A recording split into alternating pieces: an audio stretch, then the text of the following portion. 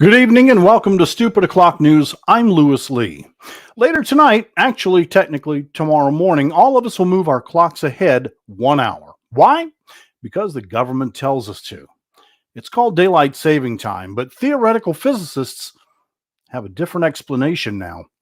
They think the time actually does shift and that the government is covering that fact up with this semi-annual dance of the timepieces.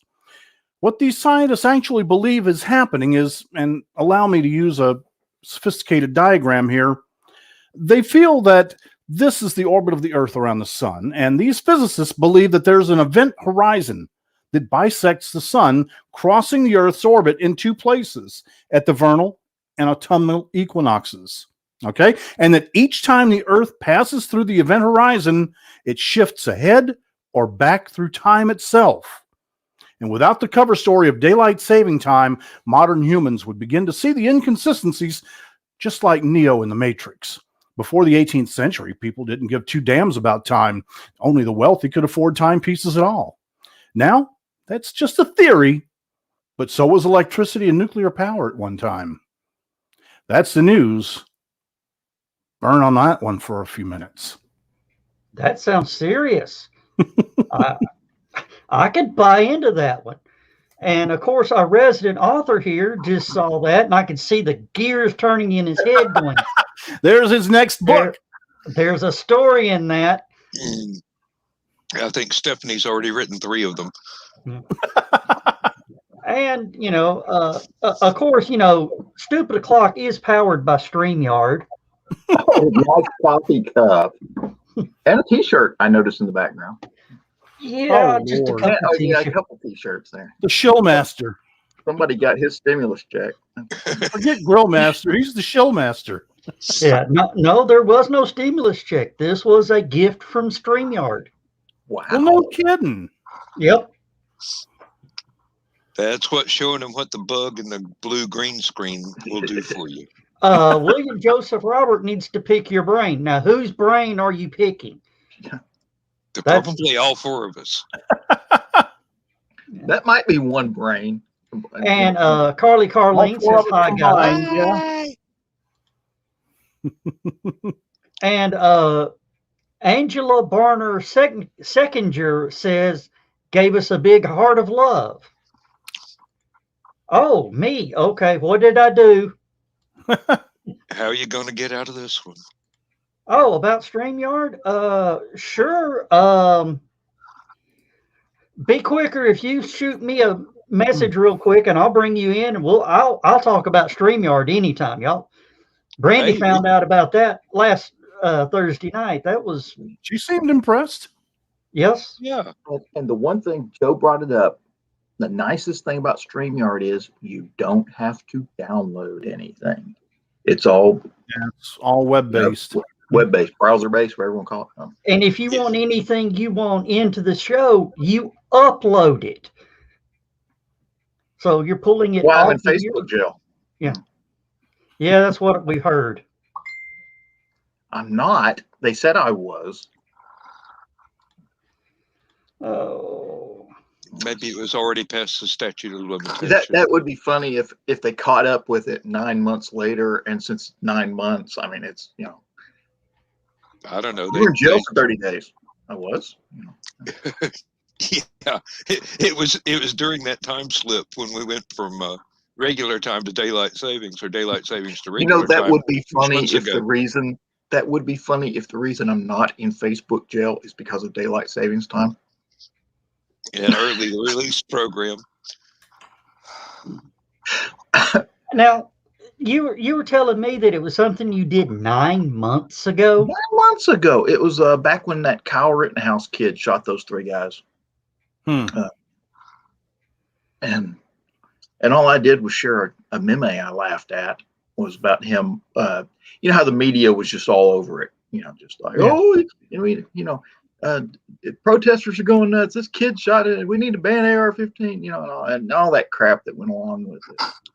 The media just ate it up. Of course. You notice I didn't say journalism there, Lee or Liz. I said media, and they were just making a circus out of it. oh yes, it was horrible, but we're going to show you pictures of it anyway. You know, and whatever sells newspaper. Every blood splatter. Yeah, Lewis knows if it bleeds, it leads. That's the credo. Like a Sam By Peckinpah. the way, did y'all like my sophisticated graphics? I love your. Oh yes. That was amazing. At first, though, I thought it was a really weird hard-boiled egg, but that's. Oh, come on now. He had to well, I hire can Nick do Tucker. that. It kind of looks like a hard-boiled egg. Come on. Yeah, but I got the elliptical orbit at least. Yeah. We have somebody backstage there. Joe. Who Oh, dat? there he Who dat? is. Yeah. Oh, Hey, Hey. What's up, there's y'all? my, Hello, there's my Mr. Roberts. publisher. Live from the cave. yeah, really. The light's on the wrong side. Yeah. Oh, but it looks like he has a halo. That'll do. It's all good. Oh wait, that thing. Yeah. It looks like you got a glow-in-the-dark hat. Do. I haven't quite got things set up downstairs in the office yet, so I'm still We playing with understand. things up here. Yes. It took me, There we go. 9-10 months to actually do the green screen thing with lights and stuff. So. Hmm. Wait, this is stupid. And see, I got this new nifty camera, and I got this new microphone thingy. See, look, new stuff. And Oh, but I've been doing a lot of recordings, and you already talked to Brandy about what's going on with things. yes. But no, I wanted to pick your brain on StreamYard to get some skinny on, what can't you do with this? Gonna die inside. Can't you do? Ooh, Yeah. that's a difficult question because it's really versatile. You can't interrupt broadcasting from another broadcaster. Okay. So you can't insert yourself on HBO and pick No. up an audience. Okay. Unless That one's HBO understandable. was- There, Well, I mean, you the can't thing- wash dishes with it. No. It's no good at all for yard work. It- But I mean, if you want to StreamYard is broadcast something on the internet, well, pretty damn when good. it comes to yard work, StreamYard, I mean, yard work doesn't get done if you got StreamYard. Well, see, True. I'm looking at getting a subscription, one for LibertyCon, things coming up, and two for TDB Pirate Radio and things that I've been doing with Three Ravens Publishing. But I accidentally went and purchased a subscription to Streamlabs because I'm an idiot. So I got to see about getting a refund. Oh, yeah. Yeah. And now that I know that's You're gonna love that StreamYard, explanation. Yeah. Well, I The blame names it are on my similar partners. for a reason.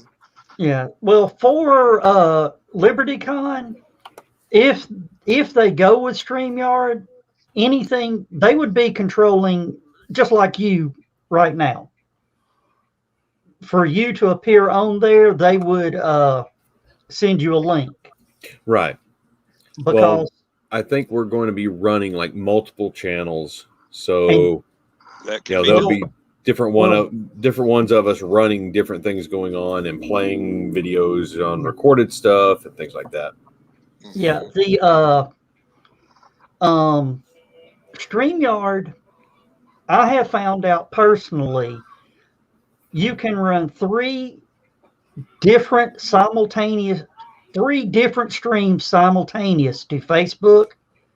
And we know for a fact up to 4, we didn't go any further because we couldn't get the Facebook to kick in. Well, you should be able to do YouTube and Twitch too, right? Yeah, YouTube and Twitch. Okay. So yeah, you could broadcast to all those. And then you can also share screen, right? Share screen. Let me you do can this. share a screen, a video clip. Yeah. Okay. So it's really versatile. Or one window on your screen, just one panel. Okay. Now, one of the things about it is you could show whatever you wanted to on StreamYard. Okay.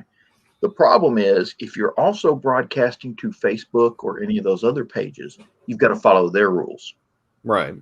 So, you can get hit on your broadcast on YouTube or Facebook for showing. I don't know, what was the one we were trying to show was Batman, a scene from the original Batman movie.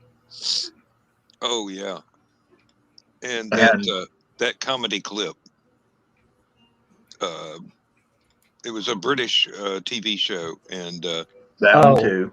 Mrs. Brown's Boys. That's the one.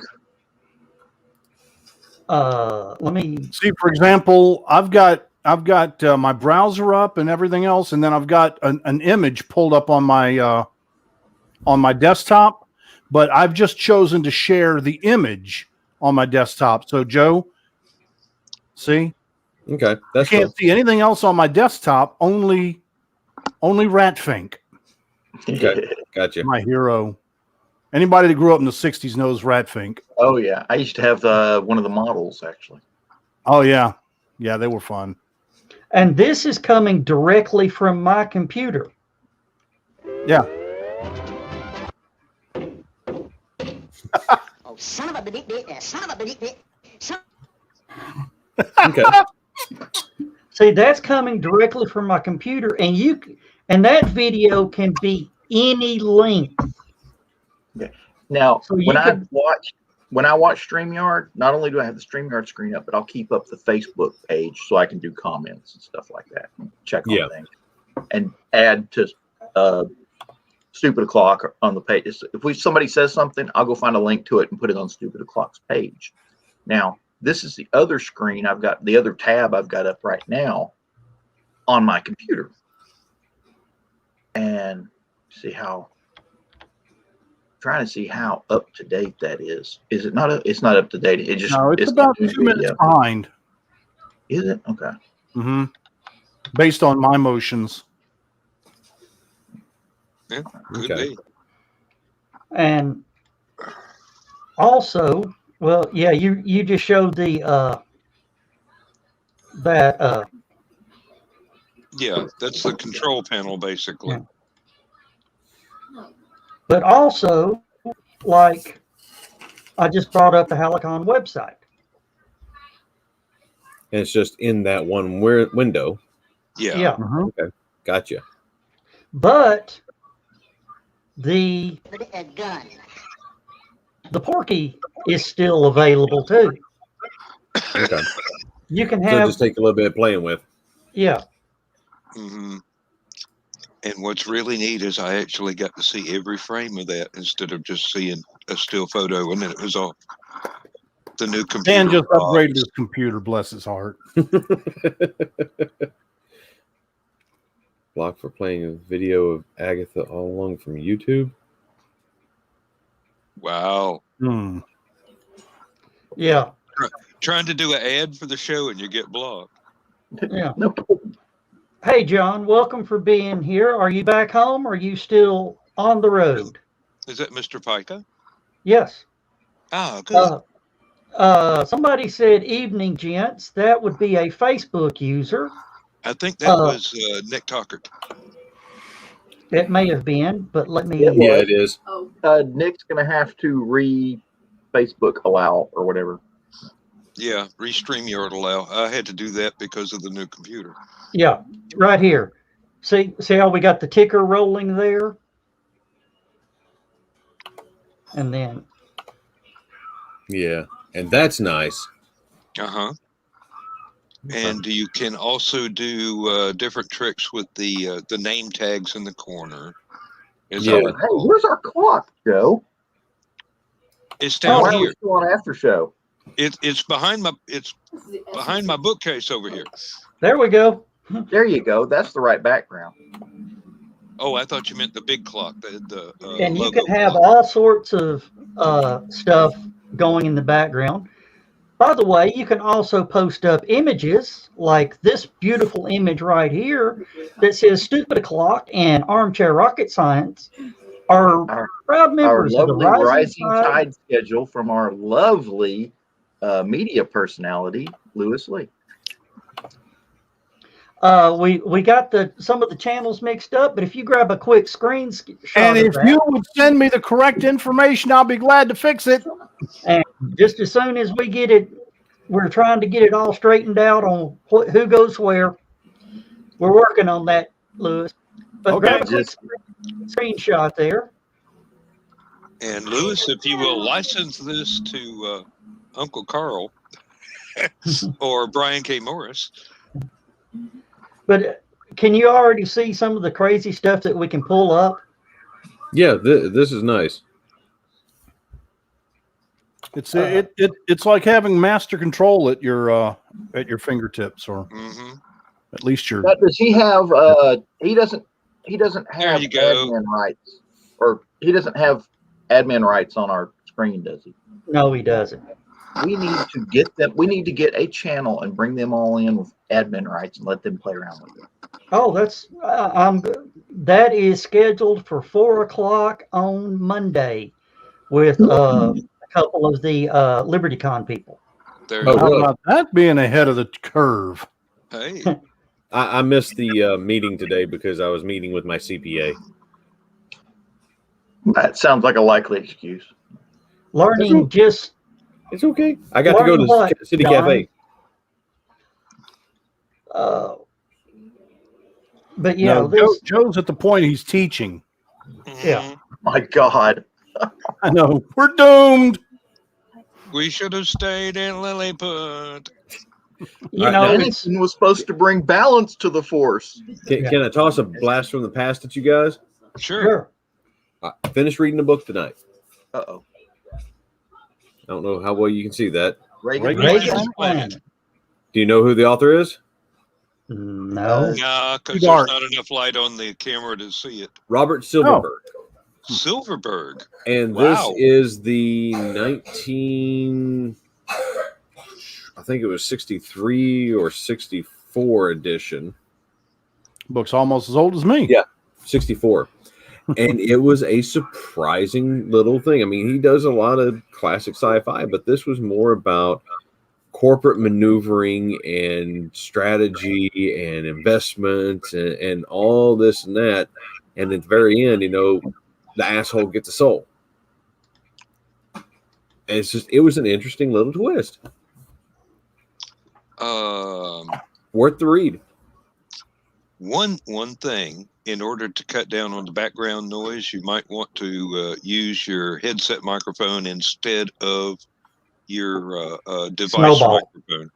Oh, you picking up a lot from the kids, I guess. Yeah. Nice. Your voice crack though. Let's see if I can change that. Hey, Yeah, cam mic settings. Yeah. Yep. let me check something real quick just to show him why. Alexa, play death metal. Thanks a lot, asshole. Alexa, stop.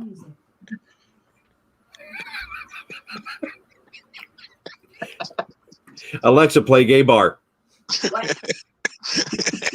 I muted it. Excuse me? Now you're in trouble. Reverse bust. It was worth a shot. Yeah, well, it's not worth getting shot, so don't do it again. Hey, It sounded like she was pissed. we have shows with that. We've had a show with Alexa. She was our guest host or guest star. Guest star, I think that would cover it. Okay. How's that? Is that picking Oh, up yeah. less background? Yeah, Okay. that's working a lot better. You know, I had to go to of course. What is your short name that we can call you? William Joseph, Will, Joe, Bill, Hillbilly. Hillbilly. Hillbilly. Okay, Hillbilly. That's Hillbilly. easier for me Yeah, to that's say. going to get a lot of play in the South. Come on. That's- That was Now- my call sign in the Air Force, and I still go by it. I can't go by mine. It's not exactly social. Wow, they're loud. They're even coming over that mic. They're playing video games. I think they're playing Borderlands. Oh, okay. Now this got a few crack ups last night in the green room. Alexa, what's the angle of the dangle? According to another Amazon customer, the angle of the dangle is proportional to the booty of the cutie and the heat of I need to calculate the angle of the dangle so I can maximize the motion of. Did that answer your question? Yes. You know, Thanks for you your can be feedback. charged with contributing to the delinquency of an AI. Yeah. Yeah, she's only what, 6? Back of the cereal box on YouTube just said, when are we going to get live call-ins? That is in the works, possibly not anytime soon, but within the year. And Why would anyone want to do live call-ins if everybody has a smartphone with like internet?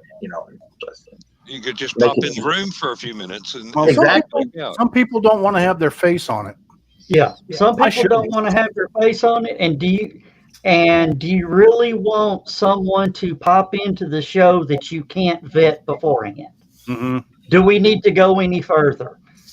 Nope. But I mean, About 3 same thing would weeks happen with further back. telephone. Yeah. I wasn't going to go there, Lewis. I wasn't going to go there. I'm not there.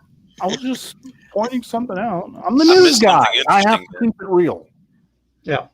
Like my news report tonight. It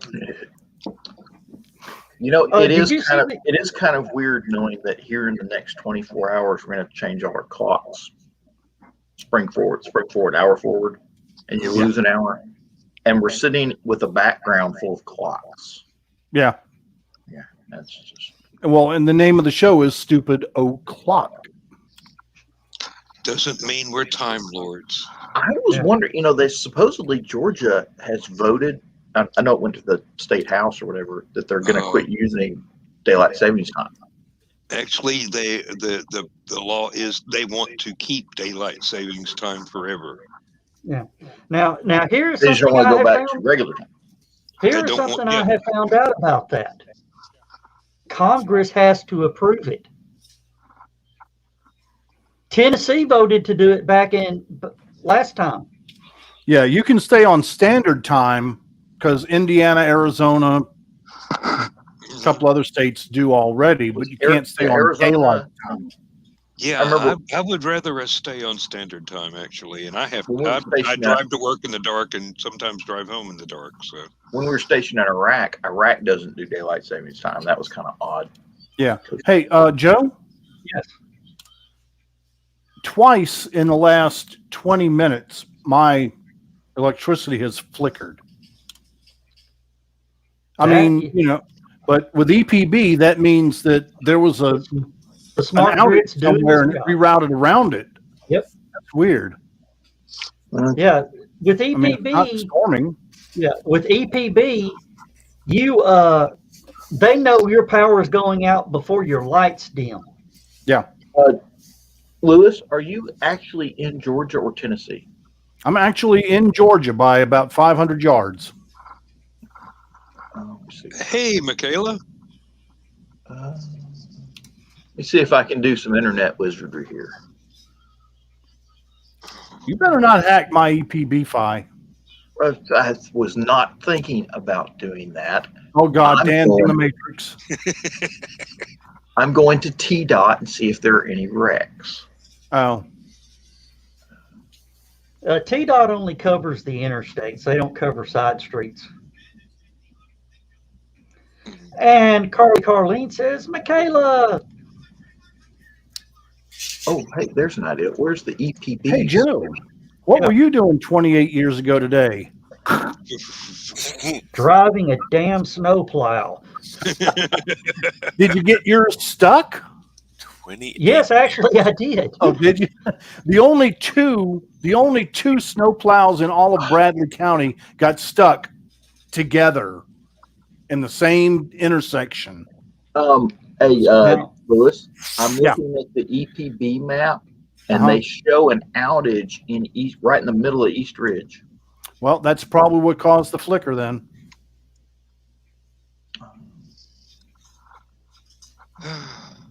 Yeah, John, we've been doing that, but we actually had a situation to where we now have to vet all our guests coming in. Yeah. Of course, William or Hillbilly here has, been on the show some. We know who he is.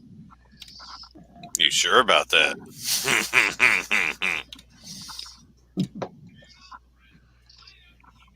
Well, you at least know how to be civil in public. I try to be. And I don't know why, but for some reason, I'm really happy with my service from StreamYard. Because they're sending you free stuff. Ka-ching. Ka-ching. You get paid by the mention, or is it just a blanket contract? It's a blanket contract. Well, then don't mention it so much. Yeah, if he doesn't mention it, they put a blanket over his head. Kind of like CNN. Kind of like CNN once every 30 minutes. Yeah, we'll throw you a blanket party. Remember those, John?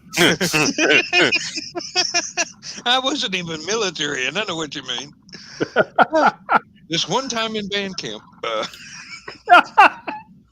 Okay. Yeah. The only time I actually ever saw something like a blanket party, they pushed his bunk off the fire escape. Well, that's kind of serious. Oh, now, It's only a two-story building.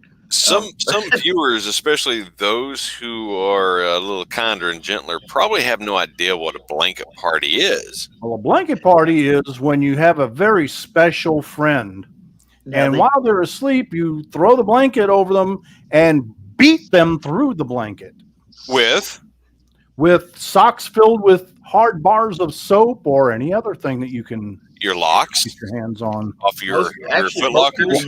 Yeah, foot locker locks. Grab a combat boot. All right, I got a good one for you.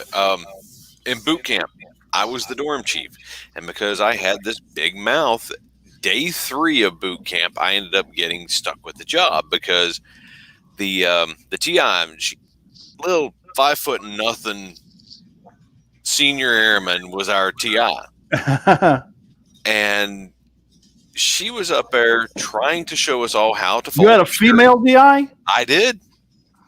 She had this short and female. Oh my God, that's Napoleon complex with estrogen and the bowl cut. I mean, she had the little bowl cut thing, looked like Mo. But she was showing us how that. I require photographs now and all that stuff to put into our lockers.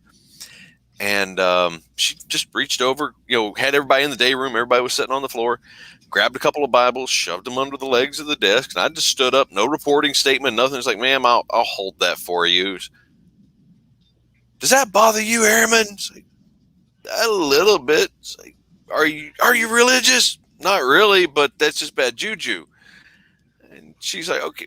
She took the Bibles out and then just had everybody stand up and stand around the desk and showed us how to do our thing. So everybody goes back to doing their stuff. Airman Hillbilly, front and center. And that's where I got my call sign. But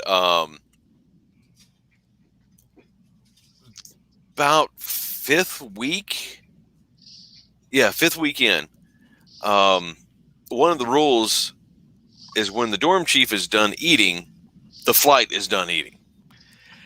And I had never pulled it before. I sat there, I would wait, and I'd let everybody have a chance to eat, and then I'd scarf my stuff down, and I'm done.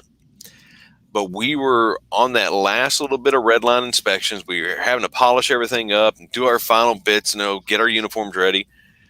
And I told them before we even went in, when I'm done tonight, you're done. We have things to get finished. So dorm chief is the last to get their plate. So I get my stuff, and I got pork chops and mashed potatoes and gravy and rolls, and I've got my 2 glasses of milk, and these guys are going and getting their desserts and all that crap. So I get in there, I sit down, I eat my entire thing. Before the first guy who had sat down even really started to eat, because they had been piddling around, taking their time, getting their desserts, talking, and I stood up. And I announced it to the entire bay. It's like, Flight 292, you are done. Fall out. And they did. And I was about this close to getting a blanket party pulled on me that night, because I was the only one that ate that night. They took their sweet ass time bullshitting instead of eating when I warned them. And I was surprised that the snakes, the snake den didn't come after me either, or the snake pit over there. because they were all just like, what? Somebody's what? All right. So I'm Navy, John's Army, you're Air Force. All we need now is a Marine. If we could find one that knew how to work a mouse. No, they're too busy eating crayons. Oh, boy. I have 2 younger brothers that are Marines, and strangely enough, one of them has a job in IT now. So, IT and the Marines? no, he actually got into IT after the Marines. What'd you do to Dan? So Dan they gave is him on his a brain back because fair run. in the Marine Corps, when you show up for boot camp, they remove your brain. I told him, well, my other brother, Jake, he went in the Marine Corps. He went in as an FA-18 power plant mechanic. So he's working on jet engines and stuff like that. But he ain't exactly, crayon eater. Not exactly. Not only crayons. But when Josh wanted to go in the Marine Corps, I told him, listen, get you a job that translates to something when you get out. Because trust me, there ain't a lot of jobs for throwing hand grenades at people. Right. And I told him, aircraft mechanic, that's a good job. You go in, you learn how to fix the stuff. You come out, you get a job with, Bell Helicopter or Delta Airlines or something. And so he goes in, and just for some reason, the Marine Corps put him on the oldest damn piece of equipment that they have. What is it? The CH 46. Okay. The Bullfrog helicopter. Sikorsky? Yeah, the one they phased out for the Osprey. Yeah. Who did he piss off? I don't know, but he got in there. He did a really good job for a while. But when they started phasing him out and they shut down his unit, did they offer to send him back and teach him how to work on Ospreys? No, we're going to train new guys. You're out.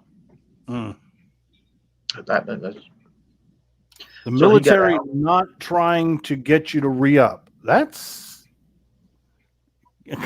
I don't understand that. Me neither. But then they... what was it? He got out, did a few jobs.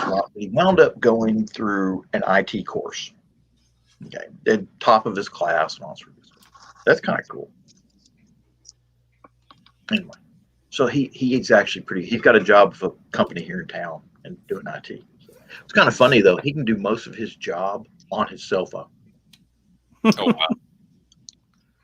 They call him up, say, "Hey, something's down." He pulls up his cell phone and goes, "Boop. Okay, it's fixed." Not anymore. I like that effect. When I'm moving, it ghosts me. Yeah, but it's not supposed to do that, Dan. Well, like there's playing with the green screen settings. Well, you have to have a green screen behind you. Yeah, that's what I figured. And you have to have a lot of light. A lot of light. I've got a 150 watt LED equivalent in my little not pole lamp, but my little desk lamp here pointed at the ceiling, and everything's still coming out too orange. This is a piece of Kelly green fleece that I found at Walmart. Okay. I got it hanging up behind me. And to give you an idea of how much light, let me see if I can do this without breaking it. There's a light over there. Okay. And you got another one on the other side. There's one on the other side. I don't know if I can get that far without yanking the cords out. Okay. There. And then, of course, my ceiling fan is shining down on me, too. Let's see, I've got my office downstairs. The walls are painted a good green. Pay no attention to the man behind the curtain. It's just a matter of finishing setting everything up. Well, I do a lot of what they call it's scavenging, roadside recycling, whatever. I'm hoping to find a pool table. I'll just cut that green felt off that pool table. Hey, John, thanks for dropping in. We appreciate you being here. And since you're watching on Facebook, be sure to like, share, and subscribe. You don't have to send us any money, but it would be nice. And Philip wouldn't K. know what to Booker, do with that's a name I don't recognize. Thank you for giving us a big hearty chuckle. We appreciate that. What? Phil's watching? That slacker. He ain't give me that story yet. Carleen, how many sets do you want? Because I grab them too. I don't see Phil. Is he in chat on Facebook? No, if you have admin rights, you can see it when people on Facebook or something give you a like on Facebook. Oh. And there's a little thing up here to talk. Let me see. Hang on a second. See if I can.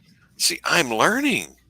Yeah. And it'll show you how many laughs or likes or whatever you got on Facebook. It'll show you how many viewers you've got and where they're from. Gotcha. And what channel they're coming from. What channel they're watching you on. Yeah, because we broadcast on Facebook and YouTube at the same time for Stupid O'Clock. 3 channels on Facebook and 1 on YouTube now. Oh, I didn't realize we had 3 on Facebook. Yeah. Yeah.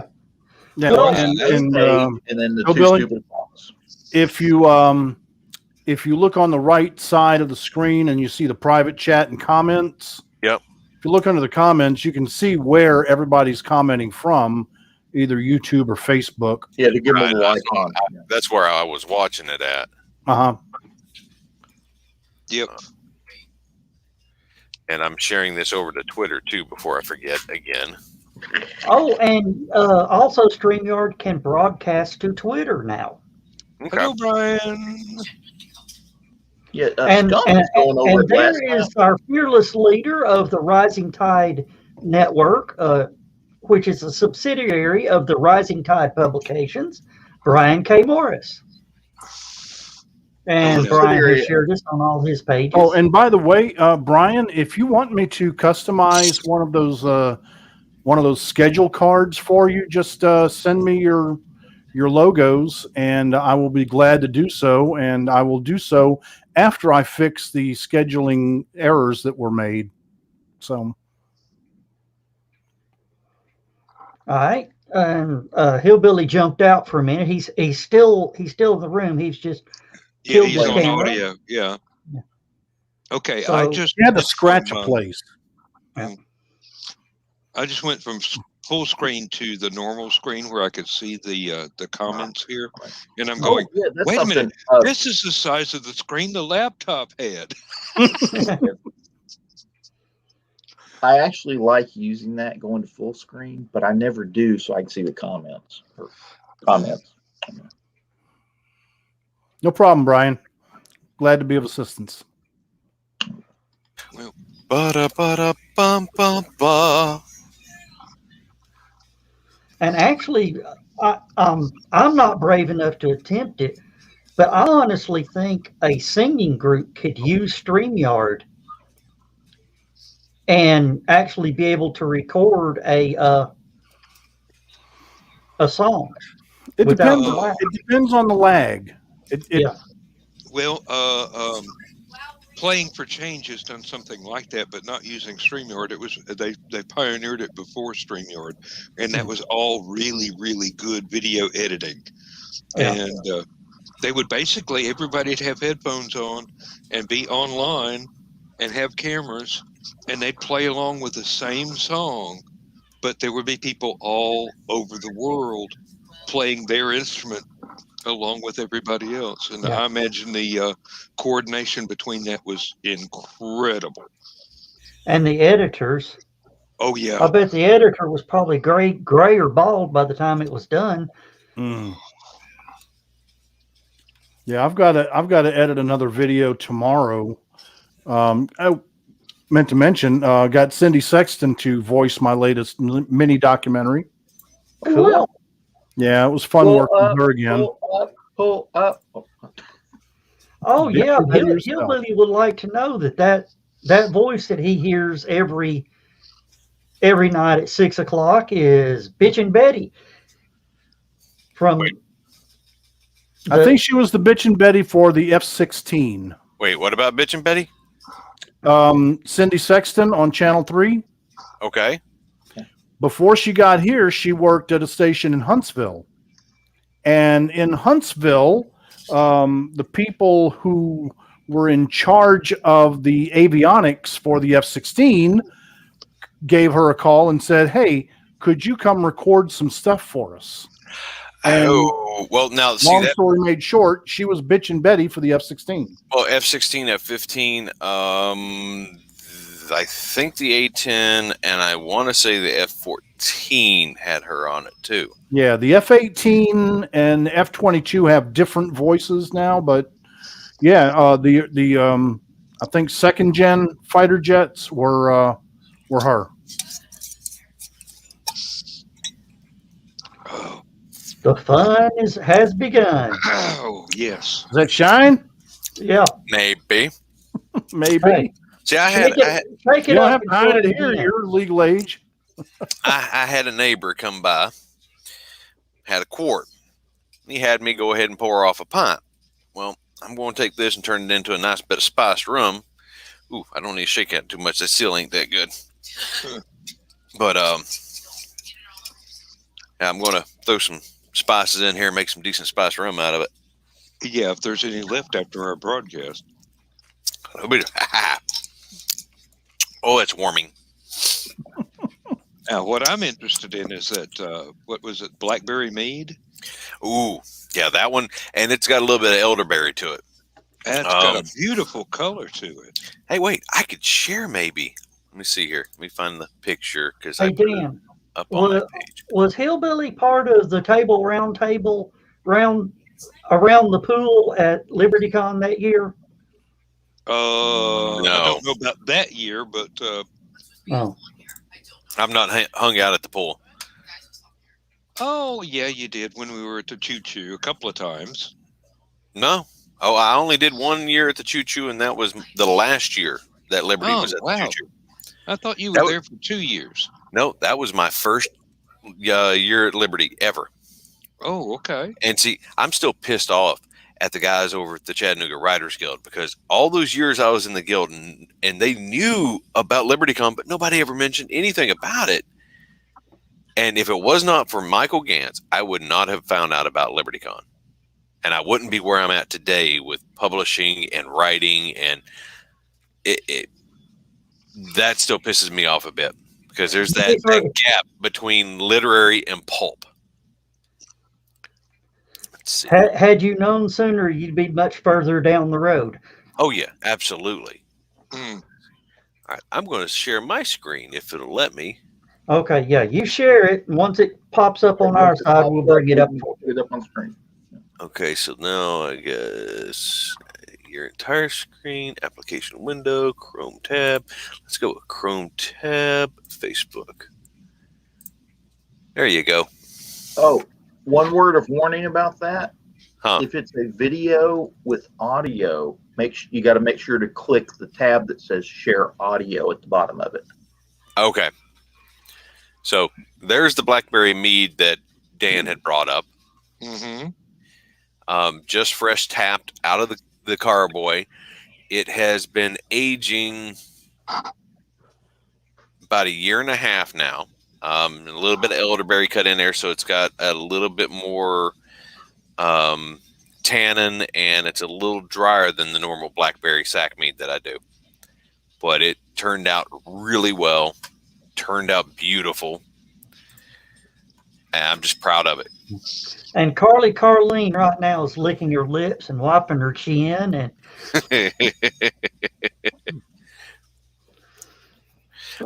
I can make just about any kind of mead except for sweet potato.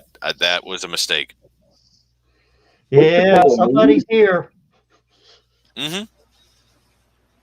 It finally finished the update. 1 hour and 12 minutes. What? I had to go through 4 hours of it today, so What the? Okay, but here's the other thing too. Normally, if there's an update like that, I say, no, I don't want an update. I don't want an update right now because I have things that I have to do. Windows forced this one on me. Oh. And so that's why I'm not happy about it. No, Microsoft. Yes, 30-minute. And here's the other thing too. If it's gonna be like that, if you go to do that and you're gonna reset your computer to do something like, well, I don't know, like be on a live stream and have processing power for green screen and all that other stuff, it should actually pop up on there and say, hey, just giving you a heads up, this update's probably gonna take an hour to 4 hours to install. Somewhere in between there. You might not want to. Yeah. It's just I'm so interfated with Microsoft, and my whole entire thing about it is that they're the only game in town. Really, honestly, it's Windows. I can't do 90% of the things I want to do. 90% of the things I want to do, can't do it with Linux. And I don't own an Apple computer, so this is the only option. This is a monopoly. They need to treat their customers better because we don't have a choice. And that's exactly why they're not going to. They're going to treat us all like garbage because they're going to keep doing what they want to do, and you're going to like it. Exactly. Unless there were enough people that complained about it and stopped using the product. But worldwide, not going to happen. Nope. So instead, I would suggest more drastic actions. But every time I talk about stuff like that, Joe Dog asks me to stop. You know, we really don't need the Homeland Security in here. One of these days, Russia or China is going to come up with a better operating system, and it's going to be cheaper. And Microsoft will just go. They'll be right up there with IBM. It's not. That's the thing. It's never going to be like that. Yeah, Brian just nailed it. Yep. Mm-hmm. Well, that's the thing is a lot of people say, oh, an alternative will come along any day now. An alternative is going to come along. Somebody's going to make a. They've been trying that. They tried back in the 90s. They tried that so much. Oh, you got Ubuntu. You've got us older guys will remember things like OS2. Mm-hmm. Which was a decent operating system. Well, the thing is, if Microsoft sees it as much of a challenge, they throw enough money at it, buy it up, put it on a shelf, and it's theirs. Mm-hmm. Well, it never gets distributed. Yeah, and some of the other operating systems like BSD and stuff like that, they didn't do that. Right. They didn't do that. They kept continuing to in same with like Linux. A lot of the open source stuff didn't in Unix and all that. They didn't get bought out by Microsoft. But here was the other thing about that. Right? They could not compete. Even though they were going to be faster, they were going to be more efficient, they were going to be better operating systems. I mean, Apple stuff is based off a Unix environment. That's how come it's so fast and works so well with the Apple stuff, right? Because it's based on a Unix environment, whereas Windows has been its own thing since day one, right? But you got to think about it. Where's all the software at? Exactly. So it's every time I see somebody come out with a new operating system and they're like, it's going to be revolutionary. This is going to defeat Microsoft. I'm like, cool. Well, that sounds great and all, but when are you going to get the software support? Is that because the first question I have is, what software does this come with? Oh, well, we have a web browser. It runs Java. Skunk, I'm going to give you an example of a software situation like that. I was looking for screenwriting software because I've been having to do a lot of scripting lately for my clients. And everyone that ran on Windows was either Nagware or $100 or more just for a standalone app, or worse yet, like Celtex was a subscription base. They wanted $15 a month for up to 10 projects. And then I started looking around, and Mac has an app, Highland 2, and it does everything that I want it to do, automatic formatting, everything. It's free. It's just an app. Download it from the App Store. Mm-hmm. If it has to do with media, Mac has been on it since day one. And I mean, not to GarageBand is free. You know, I mean, it comes preloaded Yeah. on your Mac. You And want to not- make music? and Good. not to completely belabor your point. I have found really good free script writing software for Windows that is 100% Is it truly free, or is it at some point it's going to say your free trial is over? It's time to pay up, loser. No, the thing that I had didn't ever do that to me. But the thing is that I don't know. I didn't like it. I didn't like it. It was good. It did exactly what it was advertised to do. I just didn't like it. Didn't like what? The software. I don't forget what it was called. It was like Free Scripter 2 or something like that. And I just didn't. I don't know. I just didn't. Something about it. Just that I liked typing all my stuff out old school, like Wes Craven would. Just have Notepad open, using it as a word processor, Well, and that's that's it. the way I used to do it, and I showed you a few days ago. I had a yellow legal pad that I was writing my script on. Oh yeah. I just got tired of having to.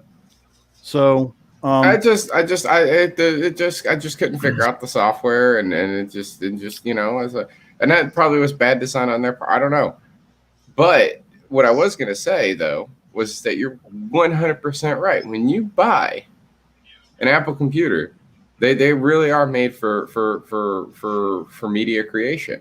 They really are, because you get, like you said, you get GarageBand.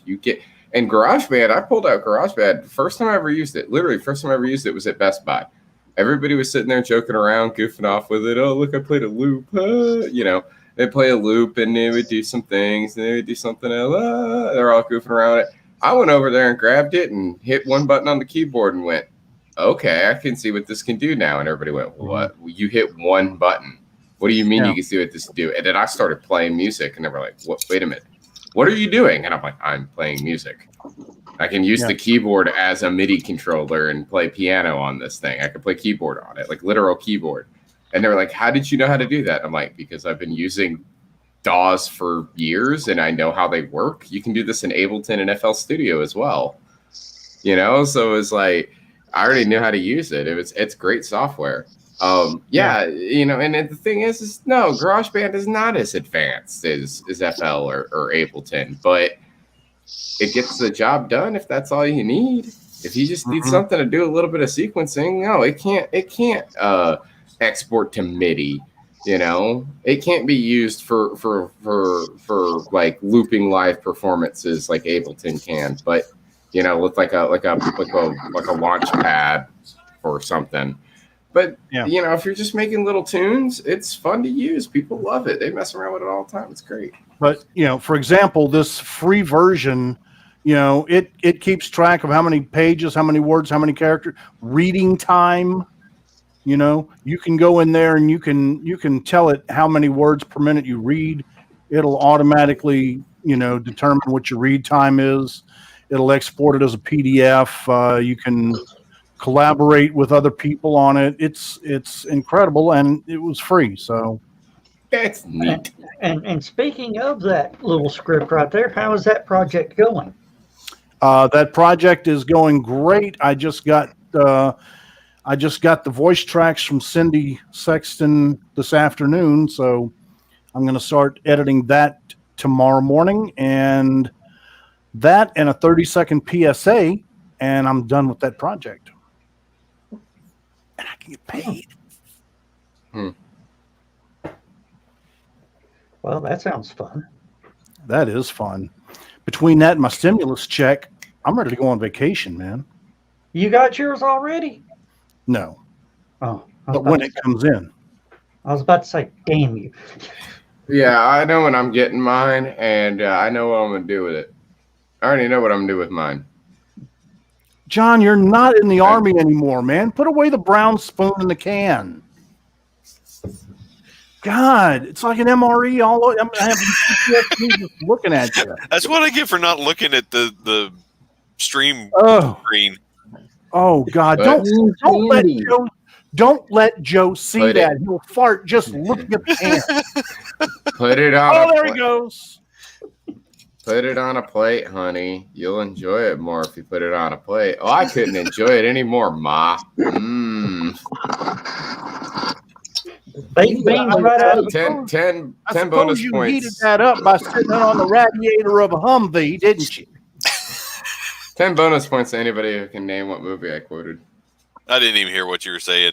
I said, put it on a plate, hon. You will enjoy it more if you put it on a plate. No, I couldn't enjoy it anymore, Mom. Sounds like Forrest Gump, but I can't recall. No, it's not Forrest Gump. That was that line was immediately followed up with, so hey, Mom and Dad, can I get some more money? Oh, we don't have any money, son. We gave it all to the nice preacher on the TV. While they're sitting there smoking doobies. The Jerk? No, it wasn't The Jerk. No. Oh. Still sounds lost. sounds like something from Adam Sandler. Nope, wrong again. Nobody. I'm guessing that nobody here has seen Repo Man. Oh, no. No. Repo the Genetic Opera. No, Repo Man, the one from the 80s. It's about the actually, it's about I a punk kid who it was in the 80s when I saw it. So. Wait. Were they? Yeah. No, that they weren't the Trashmen. No, that was. Oh crap! Shit. Okay, now I gotta go look it up. Emilio Estevez and Charlie Sheen. Yeah. Yeah, I can't remember the name of that movie either, but you were close enough though, because Repo Man does have Emilio Estevez in it. It's Emilio Estevez, Harry Dean Stanton are the kind of the main guys in the film. It's about a punk kid he lives in Los Angeles. He's a punk. I mean, he's straight up going out to the train tracks to drink beer and mosh with his friends punk. And one day he gets tricked into repoing a car. And then when he gets there, all the other repo guys are like, hey, welcome to the team. And he's just like, I don't want to be a repo man. And then the lady that works there hands him like $250 and goes, yeah, well, it's too late. You already are. And he realizes, I can get money for stealing cars. And then that's the whole movie from then on out. It's just, and it gets weird because it's an Alex Cox film. So there's like conspiracy theories and aliens and stolen nuclear government property. Now, what was the movie to where if you didn't pay for your medical implants? That was Repo the Genetic Opera. Well, there's two of them. There's the one, which is the gothic musical Repo the Genetic Opera. And then there's Repo Men, which was the other one. That's the one with Jude Law. I think it's Jude Law and Forrest Whitaker, I think it is. Yeah, and they're, and I mean, well, the thing that disturbed me about that movie was that I don't remember if it was the poster or a promotional still or what it is, but there's a shot for that, a picture for that movie where Jude Law has like a grenade launcher. Right, I mean, this is a 6-barreled grenade launcher deal, right? It's got the big drum magazine on it and everything, and it's talking about how they're going to repossess organs. And I'm like, if you fire that at somebody, there's not going to be an organ left to repossess. Okay, I have not seen Repo Man or Repo Men, which was 2010. Repo Man was 1984. Yep. And the other one that I was trying to think of was Men at Work with Charlie and Emilio Estevez, came out in 1990. Yep, Men at Work. Mm-hmm. No, yeah, you definitely need to see. If you haven't seen Repo Man, definitely see it. It's got a lot of really good quotable lines. I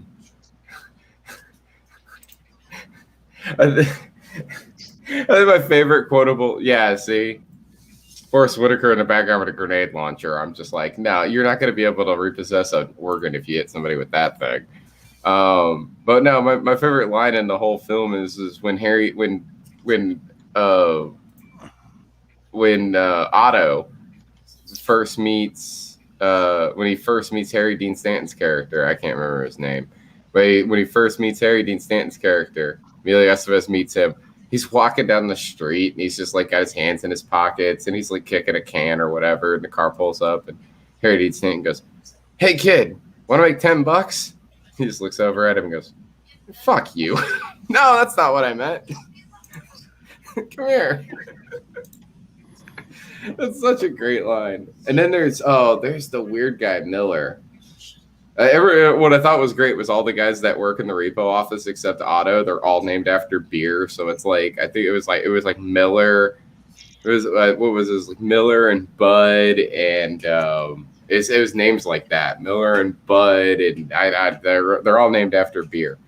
And Miller is sitting there talking to everybody, and he's talking just to Emilio Estevez. They're like outside of a trash can fire outside the repo office, and he's talking about cosmic consciousness, and that is one of the most mind-blowing things in the film. He's just all like, cosmic consciousness, man. You know about that?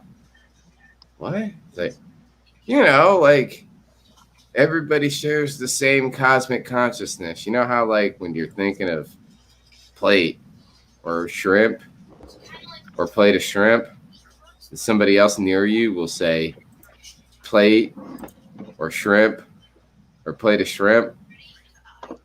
Emilio Estevez goes, Miller, you did a lot of acid back in the 60s, huh? Yeah. Because I gave you another example. Have you ever noticed that everyone's into weirdness now? But about 25 minutes later in the movie, they're going to go steal a car. And in the background, there's a sign that says plate of shrimp, $5. And it's one of those like background gags that if you're paying attention, you're like, oh, holy shit. It's a good film if you haven't seen Billy, it. what new projects have you got going on? Which one? The ones that are going to make you money. That lets me finishing the new novel out. So let's see. The big one I got going on right now is the Starflight anthology. If you ever played any sci-fi video games from the 80s, Starflight was the first open sandbox game ever. You could play in the universe as long as you didn't die. You didn't have to even complete the primary mission or anything. But I ended up landing a franchise deal with the IP owner, and they're letting us create fresh content, create canon in the universe, and we're doing an anthology that will turn into a bunch of novels. Lewis Lee just popped up. I don't know. Did you see the beginning of the show? Lewis's news story? Yeah. I saw part of it. I love it. It's a viable theory. I could see Dan in the background going.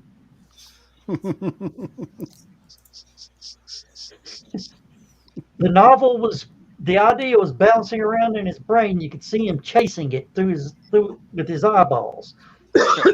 I've got too much stuff already unfinished. I don't need to start another one. I need to finish the 5 I've already got going. And then Lewis throws another one out there for you. Yeah, really. It's like, Frisbee, no. Fetch, Dan, fetch. Exactly. I need to work on my novel. Squirrel. I've got one for Hillbilly. I've got one that I don't know who the hell would want it, but it's really cute, and I want to paint the cover art myself, so that's going to take a week or two. But I've got to finish writing the damn thing first, and then I've got the steampunk novel that's been on hold for 5 years. And oh wait, you told me about that one, I think. Yeah, it's a beautiful thing. I've already got a quarter of it finished, and then I've decided that the first quarter of the original concept is bullshit, and I don't need to write it. I just need to know it. And then the other 3 quarters, I've got part of one, and I'm beginning to think that the second quarter is also irrelevant, except that I need to know it for the background for the 2 surviving quarters that are now going to be the whole thing. Well, I recognize that background, John. Scares the shit out of the gooks. Damn, Lewis. I know it's a quote from the whole movie. I know it's a quote from the movie. That's the quote damn. from the movie. I know it's a quote. Well, earlier when I was quoting Repo Man, that the actual line that Harry Dean, when Emilio and Harry Dean Stanton are arguing with each other, is Emilio actually looks at Harry Dean Stanton and says, "Fuck you, queer." But I wasn't going to say that because that's offensive. Oops. No. That just reminded me of something Stephanie Osborne had posted this morning. Oh, no. What did Stephanie do? Google is editing web pages now. I saw They that. are blocking out an actor's name. What? Because it's offensive. What's the actor's name? Dick Van Dyke. You're kidding me. Are you serious? Come on. Nope. Stephanie does not joke around on this stuff. If she said it happened, it happened. I mean, and then somebody posted it really happened and posted up the website. Hold up. I want to see what they're talking about, though. Okay. Because I just Googled Dick Van Dyke and it came right up. Yeah, I got plenty of stuff on him. It's one of the websites. This is a video, and they bleeped out every mention of Dick in Dick Van Dyke. And there was something else she said as well that was in the same. Oral. Sort of thing. Any type of oral. And it was a thing on dentistry. Well, okay, but okay. Here is what I'm saying. Right? Okay. And this is context is extremely important, right? Context is extremely important. Is this, because the whole robot thing, right? The whole robot thing with robots making decisions and the AIs are not, the computer software is not good enough to tell the difference between something that's legitimate and something that isn't. We have that problem all the time. They don't know the difference between fair use and somebody bootlegging a movie on YouTube, that sort of thing. And I get it, right? Yes, get mad about it, but understand that that's not. Oh, they're not going out of their way to censor Dick Van Dyke because his name has Dick and Dyke in it. It's a computer that doesn't understand the difference. It doesn't know what that means. That's not. They're not doing it on purpose. It's only looking. People want to get. People want to get so hard. Words. It's not looking for the context. Exactly, and I notice a lot of the people who get offended about this are the same ones who are upset that Warner Brothers doesn't want to make Pepe Le Pew cartoons anymore. You're upset about that for a whole different reason than I'm upset about that. They haven't made any new ones in decades.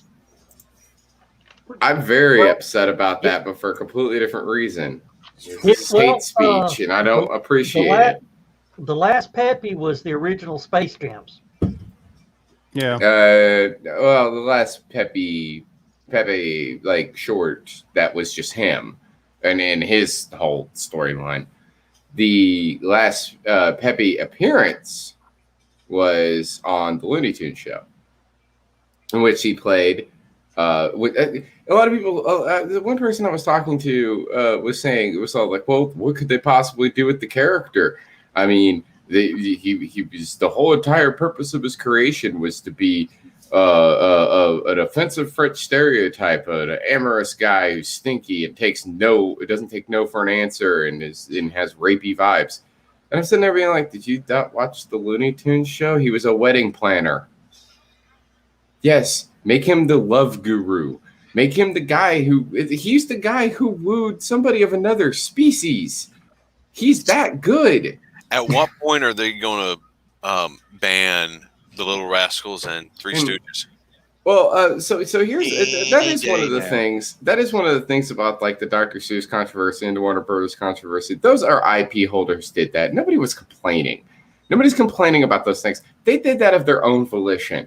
Partially because they just felt that was the right thing to do. And I also think that part of it was the lawyers being like, you better get on this now before somebody gets upset, sort of thing. So, but I think that then, especially in the Dr. Seuss case, because the people who made that decision came forward and said it, was like, these are things that weren't. It was like with the old Warner Brothers cartoons, which I felt is what they should do with Pepe Le Pew. That's what they should do with Pepe Le Pew. If you watch the old Warner Brothers cartoons from the 1940s, when it was more propaganda against the Axis, right? Oh yeah. Watch those cartoons Popeye again. would go in there They too. would well with Warner Brothers, they put up a disclaimer that says these cartoons will contain offensive stereotypes and references. They weren't offensive at the time period. However, we've not edited these. We've not censored them for historical accuracy. And if you watch those cartoons, as soon as that went away, the first cartoon I saw had there was a Japanese man playing in the band with all of the other people from the Axis. And he had the buck teeth and in the slits for eyes and the rice hat. And I was just like, wow, that is really super racist. Like, but again, it was the time period. Like we were, I mean, it was to make fun of our enemy sort of thing. And we still do that today. We still do that today with whoever we're going to war with, we make fun of them. If you'll look at newspaper clips from World War II, we had no problem calling them Japs. The media, the official journalistic media, was using the word Japs and Nips. Oh yeah, and then I obviously I didn't grow up during that time period. Obviously, right? Well, I didn't either, but I've done a lot of research. I've seen a lot of stuff from that time period. So I've done that research, and yeah, it is so like, the with the internment camps and everything else. I mean, they were brutal to those people, but yeah, we're not like that anymore. I don't think that it's something to do with that particular thing. It's like, yes, that was the product of its time period. So is Pepe Le Pew. Just update them for the new age. In fact, I'll be honest. I will say something that's totally honest. I used to be a dirtbag. I used to be a complete dirtbag when it came to wooing potential partners. I was one of those nice guys who was sick and tired of being in the friend zone, and girls just like guys that mistreat them. That's what they're all about. They don't like nice guys who will take care of them and stuff. I was one of those dudes. I was such a piece of, and I had these guys in high school who give me this really bad advice. I just got to take it. Girls like it when you get rough, sort of thing, right? And I had gotten so much of that bad advice for so many years from not only my friends in high school, but from family members. It took me a really long time to get over that happened, that was me for a while, right? And it's like, people can change. They can grow. I know I'm one of those people that always says nobody ever changes.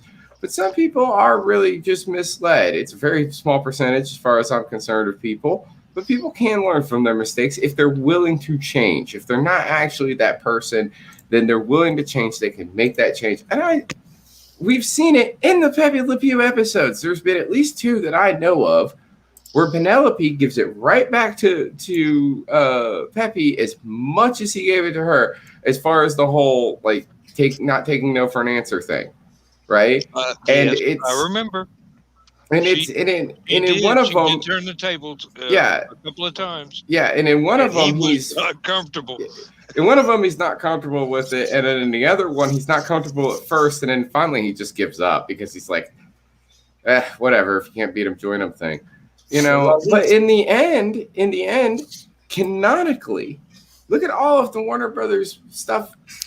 After the original Looney Tunes runs ended, and they were doing the more modern stuff, starting in like the 80s and going into the 90s and today, they're a couple. They got together. They made it work. They are in a relationship. It's established that they are together.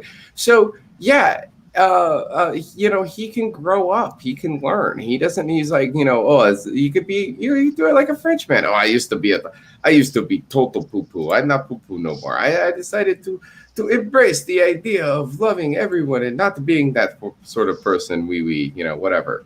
They could do that. They don't want to. Okay, that's your choice. You could have done it. But if that's what you want to do, fine.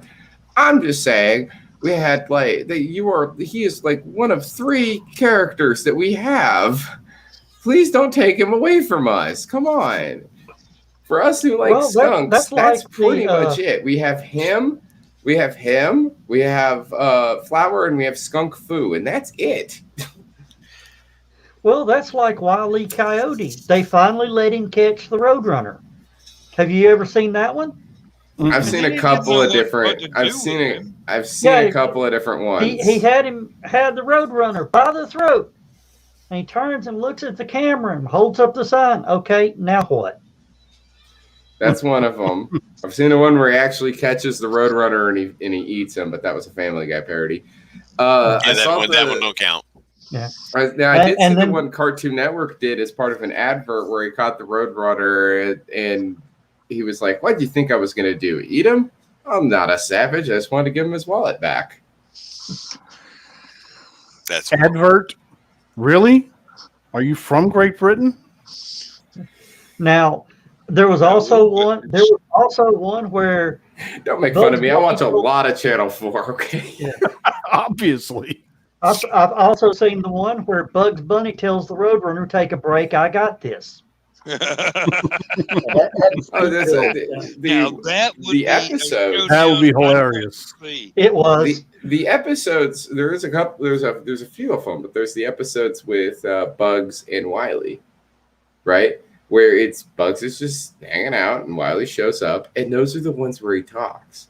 Those are my dad's favorite episodes. That's where you find out that his name is Wile E. Coyote. Super genius. Yep. Or except at the end of the episode. "Oh, how you doing? My name is Mud." Yep. Morning, Ralph.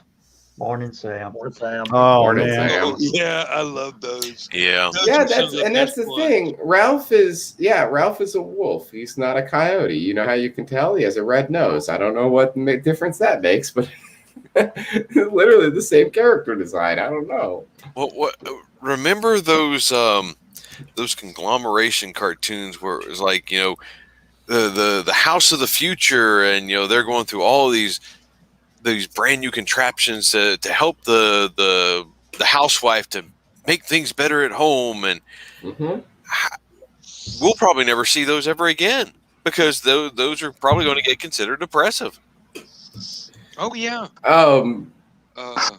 Well, there was one in particular I saw that was about visualizing. It's an old Warner Brothers cartoon. It was about visualizing euphemisms. That's what the whole cartoon was, visualizing euphemisms, right? And so what it was this guy was describing somebody else's life, right? But he spoke entirely euphemisms. And like one of the euphemisms he used was, "Yeah, he was born with a silver spoon in his mouth," and then the baby would smile, and there would be a silver spoon instead of teeth. Yeah, that sort of thing. But I remember seeing that and thinking that was neat. And in general, dude, we're not going to see cartoons like that ever again because they were way too clever. They can't do clever stuff now. No, but what was we can still there's no play. such thing as subtly. We can still play Grand Theft Auto and set the hookers on fire because they wouldn't give us the money. There you go. Yeah, but you can't what do, Lewis you was can't just do subtly intelligent things. what Lewis was just saying. He's going to make fun of me again because I was going to say subtlety is not a village in the north side of England. Hey, Joe, Yeah, you just sure, mentioned Sam and Ralph. Yeah. Okay. All right. So you remember Ralph? Well, one day we were Sam. One day we were visiting some friends, and Gretchen was with us, and she was sitting at the storm door looking out, keeping watch. That's Gretchen. Yeah, it reminded me so much of Ralph sitting on that cliff. No, that's Sam. I think Sam was Sam the sheepdog. Sam the sheepdog and Ralph the wolf. Ralph the wolf. Well, there. But no, All right, that is so- adorable. Just her sitting there, just being all like, "I'm gonna keep watching." I mean, she was the same shape, the same ears, everything. Just All right, so what about Yosemite Sam and Foghorn Leghorn? I say, son. Well, Yosemite Sam hasn't been I around think, in a while either. see, and yeah, I mean, they both had Southern accents, and nobody has a problem putting down Southerners. So Really? Tell me. Oh, about it. and Not well, even I think, Southerners. and you know what Southerners the thing have a is, sense though? of humor. We laugh at ourselves. The thing about it is, though, Yosemite That Sam, boy- Yosemite that boy. Sam might, like I said, he might be next up on the chopping block. In all honesty, but not Foghorn. And you want to know why? Foghorn was a positive stereotype.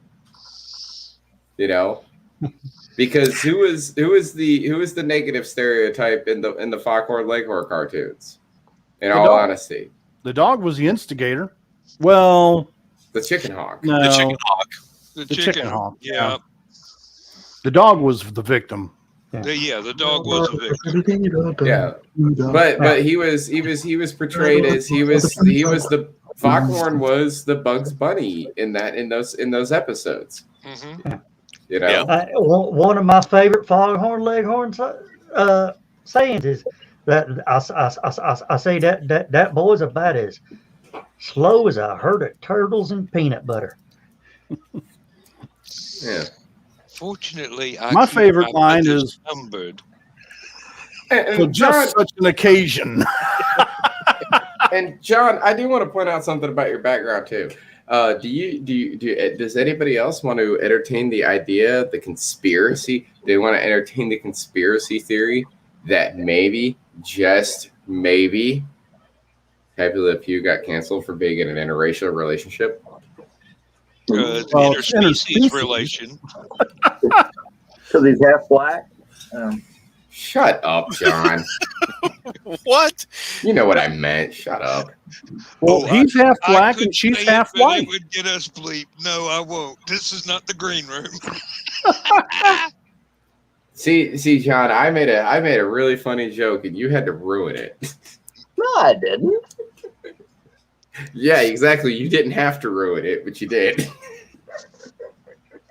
And what was that again? What was that again? I wasn't paying attention. What did y'all say? Nobody's repeating anything that we've said tonight, Joe. You can just forget it, or none of us are getting in And trouble. watch the replay just like everybody else, Joe. Oh, Yeah. The Including replay what that I I missed, like the about replay John's I missed the background first is- 120, first hour and 20 minutes of because of my freaking computer. Anyway, go on. What were you saying, Dan? What I like is John's background actually shows the two of them as a happy couple. They're a happy couple. I always like Penelope and John was to scoot your out of left the just a way.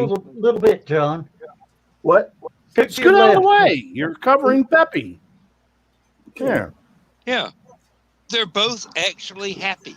Well, they did the same thing with. Unfortunately, they did the same thing with Lola Bunny that they did with Peppy, which made me very uncomfortable.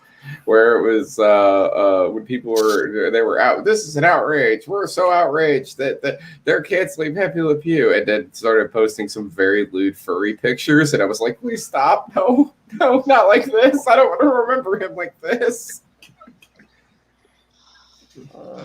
I thought the thing with Lola Bunny was that they de-emphasized her. They didn't. They didn't. feminine They didn't. That picture that was going around on the internet of being all like, they took away her femininity or whatever. That picture, that was furry art. Mm. Lola looks the only difference between Lola in the original and in the new film is her outfit. That's literally it, and a little bit of her face. Her face is a little bit different now, but that's just a change in art style more than anything else. I've noticed. But she still just has the outfit is exactly the only thing that's different really with her body. I've noticed that they have made a progression towards having the characters be taller and thinner with bigger feet and bigger hands. I don't know about all that. I meant like, Well, I mean, they in showed her Bugs- face, evolution of her Bugs face Bunny. seems like scrunched up more. Which somebody did a really funny thing. I remember seeing it was a photoshopped picture of two wolves, right? And one of they both had the pinch filter applied to their faces. But one of them, the pinch filter was shrunken in, and the other one, it was expanded. And it said, "How can we need to make sure that people can identify these characters as male and female?" And the animator, I got you, fam. That picture's funny as hell. Because if you ever noticed that, if you watch cartoons, like the girls always have these really weird shrunken in faces, and the guys are always big bulbous faces. I'm not an animator, but how many fishermen we got in the group? 2, occasionally, 3. Okay. When's the last time you caught a gar? Oh wait, I wasn't including this. That's 4. I've never caught a gar. I've shot a few. No, seriously. When I lived in New Orleans, we used to go to the Wrigley's, and we would crab right off the end of the dock, and the garfish would come in and try to steal the bait. So I'd sit there with a 22, and if a gar came by, I'd plunk him in the head. There you go.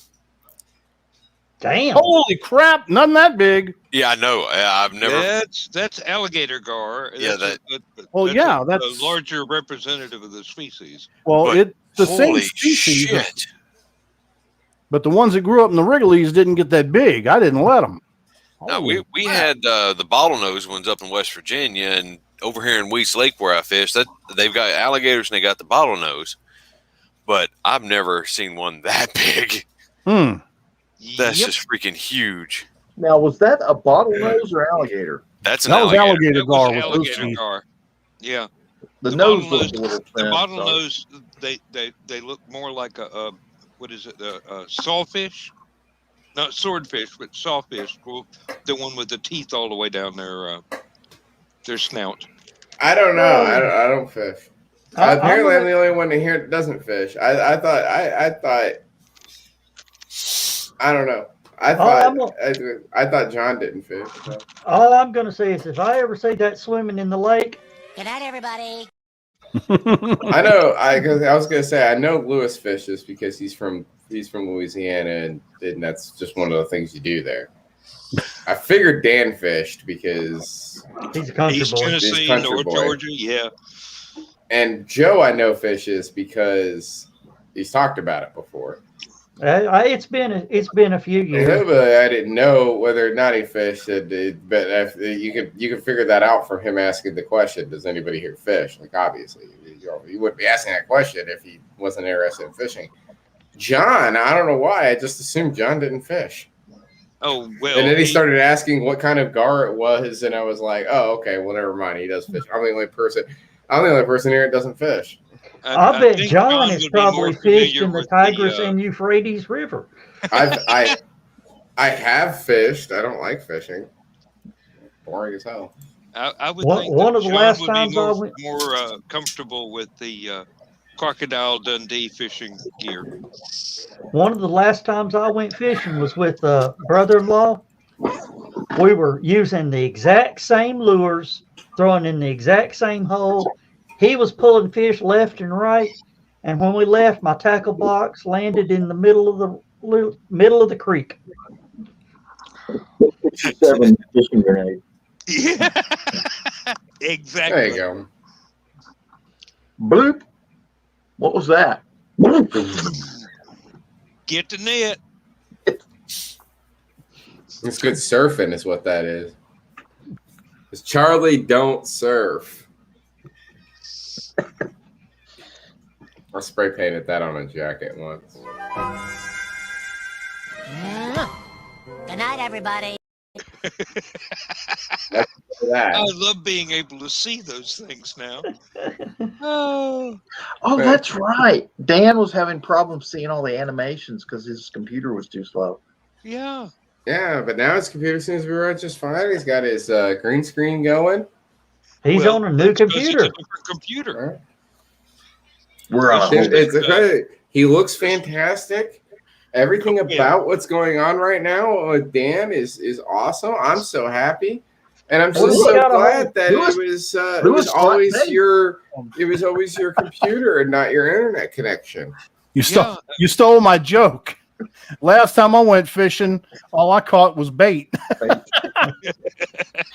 But that was up in Turtle Lake, Minnesota. All right, That was this past summer. What is your preferred bait? Crickets. Why are you so dark? This is killing me now. Didn't pay his electric bill. You need to get some frontal lighting, man. You get so we can see you better, brother. He's using the kerosene-powered laptop. Here. See that? No, we can't. It's too dark. It's all good. I couldn't find him because I was going to bring him full screen on that. Oh, you want me to do it again? Here. Yeah. Don't worry, Joe Dog. I saw right there for you. Why do you keep kicking him off? Like, Joe, you're terrible at this. You know, I think it's really funny. I think it's really funny that Joe Dog is going to be the one who's going to be teaching the people from LibertyCon how to use StreamYard when he accidentally kicks his own guests off the show. It's all good. How's your arm, Joe? He's getting his arm ready. He's cocking his fist. It's healing up. It's getting ready to knock me out. He's to the moon, Alice. Your Freddy Krueger wound. Yeah. Yeah. I still don't believe that either. I have a theory. Lewis, on how he did it. What? Oh, I think you got your arm trapped between the nightstand and the bed. Possible. That's what I'm thinking. And then turn that into a dream about working on a car. Exactly. Oh, here you go. A Munsters movie is in the making. And guess who the director's going to be? I already know the answer to this. And don't answer it then. I'm not going to answer it, but I have a comment about it. Butch Patrick? Nope. Dan, do you know? I do, but only because I am on the Munsters fan group on Facebook. All right. John, do you have a guess? Yes. What's your guess? Don't Google it. Guess. So who's directing, you mean? Yeah. Guess. Don't Google it. This is a trivia question. Tim Burton. No. Yeah, Tim Burton. Nope, not Tim Burton. Rob Zombie. This could be epic. Hold up though. I've seen the entirety of Rob Zombie's produced filmography. I've seen all of it. Okay.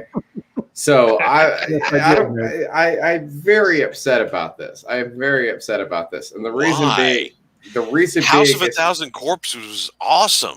Because here's the reason why I'm upset about this. I don't like the idea of Grandpa Munster coming up out of the basement and start screaming about whores. I'm actually very curious as to because there were obviously Sherry Moon's going to end up playing. She'll play Lily, or yeah, she'll be Lily. She'll be Lily. That's going to be Lily.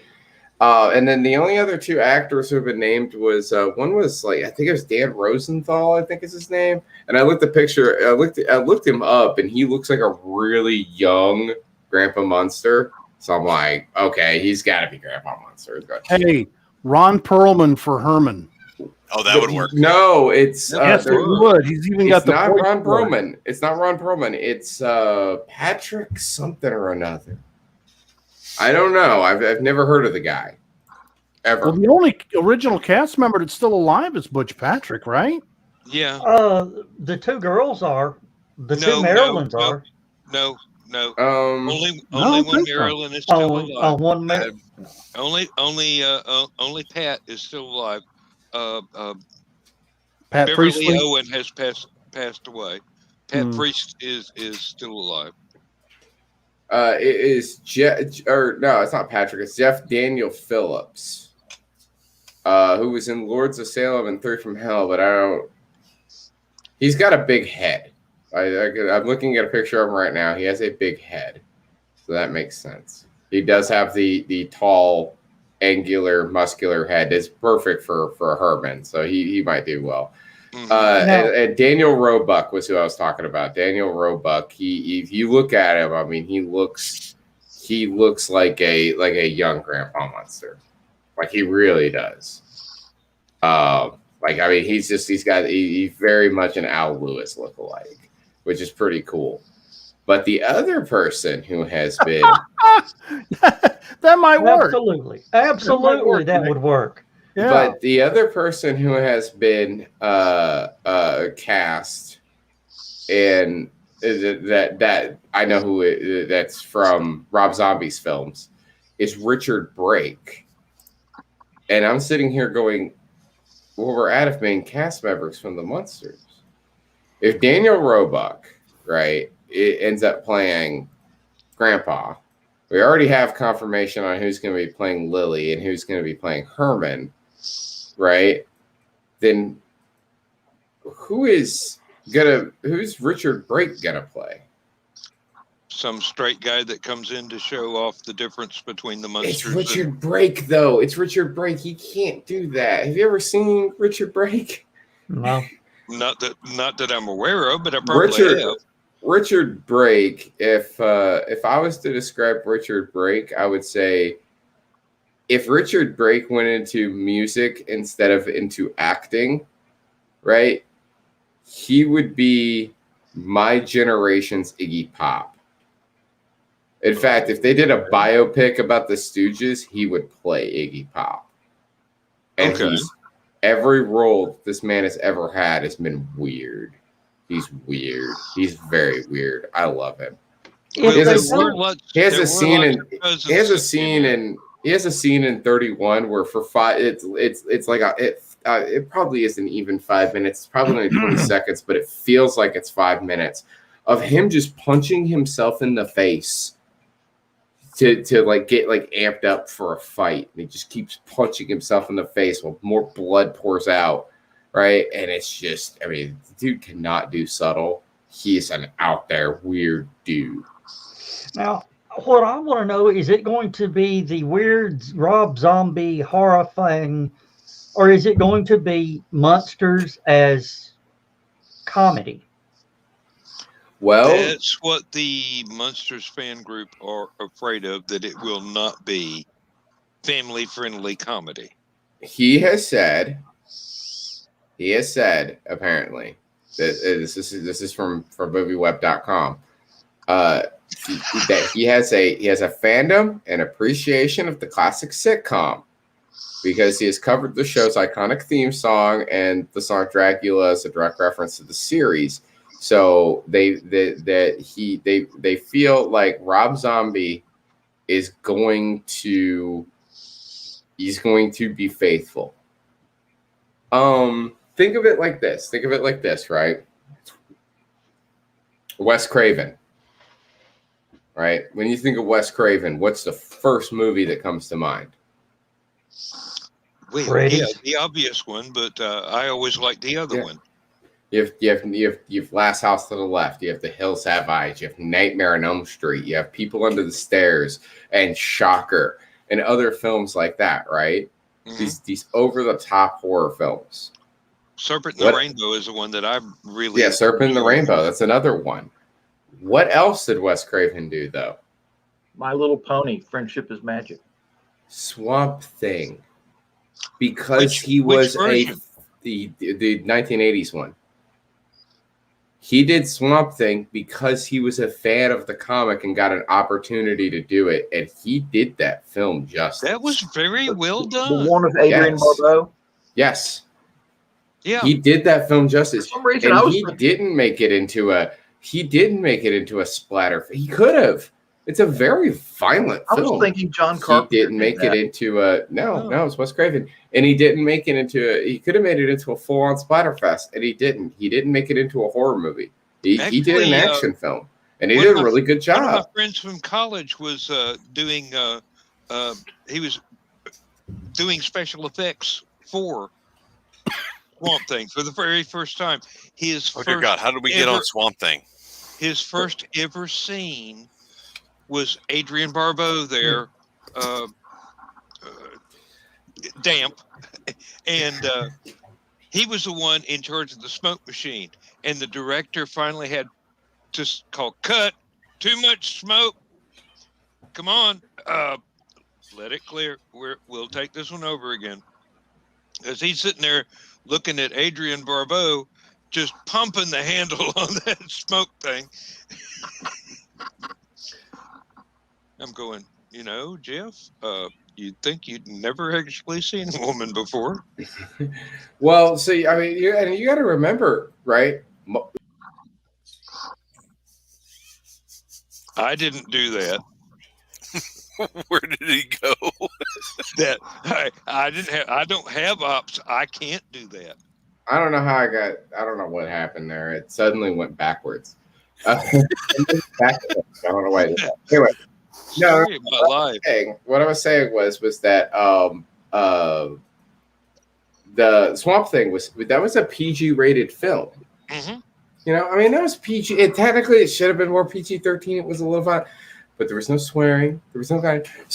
And that was all because Wes Craven was a fan and he wanted to do it justice. He totally could have got R-rated with Swamp Thing. If anybody here has ever read Swamp Thing, you know how violent Swamp Thing got. Flip side from Swamp Thing, the Toxic Avenger.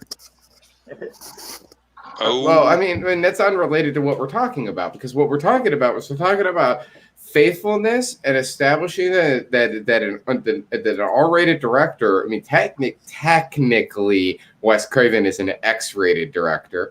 Can do a family-friendly film. I think Rob Zombie doing this, it could be very good. My fear is that Rob Zombie can't help but do horrible things to movies, because I'm sorry, if he was really as big of a fan of Halloween as he claims to be, he wouldn't have given us that filth. And this is me saying that. I thought that movie was awful. I didn't need 15 minutes at the beginning of that Halloween remake to just be a typical day in Rossville, Georgia. I mean, come on. Skunk, I think you're missing a bit by not having Hillbilly on your show on Sunday nights, because he knows horror films a whole lot better than I do, and he would fit right in with you and Aubrey. Audrey, but close enough. Well, no, I've known guys with both names, so it's just one of those senior moments there. No, I'm not gonna get into it. Audrey and I mean, we have fairly specific taste. It's not just horror movies. Like, we're into that's one of the reasons I live with Joe Blair, who, by the way, would have been on the show. Thanks, Microsoft. Because of the hour and 12-minute waiting for Microsoft to update BS that I had happen to me earlier tonight that ruined it, so I couldn't be here for the beginning of the show. Joe went to bed. He was actually going to join me on the show tonight. But he did move in. Thanks, Microsoft. Yeah, he moved in today. He moved in this morning. Good. That's wonderful. Yeah, he lives here. He owes me money. He knows he owes me money. I'll be right back. He said something about his plans. He said he had plans for his, when I get that stimulus check, I'm going to do this and that and the other thing. And I was just like, you're going to pay me my fucking money is what you're going to do. And he kind of looked at me funny, and I was like, I want my money back. You already owe me $1,100.